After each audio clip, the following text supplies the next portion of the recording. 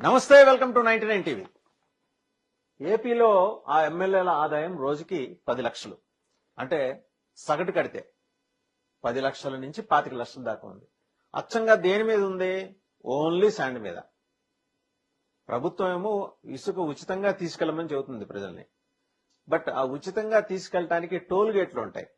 ఆ టోల్ గేట్ల నిర్వహణ దగ్గర 80 నుంచి 100 మంది ఎమ్మెల్యేలు వాళ్ళ అనుచరగణం చేస్తూ వస్తున్నారు. కొందరు పేద ఎమ్మెల్యేలు ఉంటారు పాపం.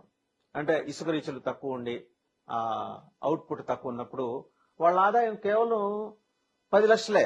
వాళ్ళకి మాత్రం చాలా ఖర్చులు ఉండవా? మేపాలి, జనాల్ని పెట్టుకోవాలి, వాళ్ళని తిప్పాలి, టాటా సుమోల్లో ఎక్కించాలి, లంబడి తిప్పుకోవాలి.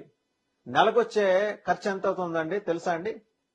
వాళ్ళకి అచ్చంగా కేవలం వాళ్ళ అనుచరగణాన్ని మేపటానికి వాళ్ళ భాషలోనే, ఈ మేపటం అనేది వాళ్ళు మాట్లాడిన భాష, వాళ్ళ ఆఫ్రికా కాన్వర్సేషన్ లో 5 లక్షలు అవుతుందండి. సరే, ఏదైనా పెళ్లిళ్ళు పబ్బాలు జరిగితే వెళ్తే అక్కడే అయిపోతాయి. లేకపోతే 3 పూట్ల బిర్యానీ ప్యాకెట్లు ఉండాలి, రాత్రి అయితే తీర్థం కూడా ఉండాలి. సో ఈ లెక్కన వాళ్ళకి 5 లక్షలు అవుతుంది నెలకి. ఇవి కాక వెహికల్ మెయింటెనెన్స్, అది ఎంత లేదన్నా ఒక 4-5 టాటా సుమోలో, ఇంకొంచెం పెద్ద, ఈ మధ్య మారింది కదా, కల్చర్ మారింది కాబట్టి కొద్దిగా ఏసీ వెహికల్స్, ఎండీవర్ స్థాయిలో ఉండే వెహికల్స్ ఒక 5, ముందరో 2, వెనకాలో 3 బయ్యన హారన్ కొట్టుకుంటూ పోతుంటాయి. సో దానికో 5 లక్షలు ఫ్యూయల్ కాస్ట్, మొత్తం 10 లక్షలు అండి వాళ్ళకి నెలకయ్యేది.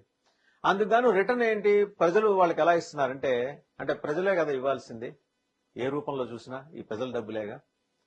రోజుకి 10 లక్షలు, తక్కువలో తక్కువ 10 లక్షలు. కొన్ని బీభత్సమైన అసెంబ్లీ సెగ్మెంట్స్ ఉంటాయి, ఇసుక రీచులు ఎక్కువ ఉన్నాయి. అక్కడైతే రోజుకి 10,000 నుంచి 12,000 టన్నులు అండి. ఇమాజిన్ చేయండి, ఆ లోడ్ ఎక్కితే టన్నుకి 50 రూపాయలు చొప్పున. ఇది సర్కారు వారు చాలా ధర్మంగా వసూలు చేస్తున్నది. సర్కారు వారు అంటే ప్రభుత్వం కాదండి, ఎమ్మెల్యేలు వ్యక్తిగత స్థాయిలో. వారిని అక్కడ ప్రజలు ముద్దుగా సర్కారు వారిని పిలుచుకుంటుంటారు. వాళ్ళు వసూలు చేస్తున్నది. నిరుపేద ఎమ్మెల్యేలు అయితే 10 లక్షలు, ఓ మాదిరి కొద్దిగా మధ్యతరగతి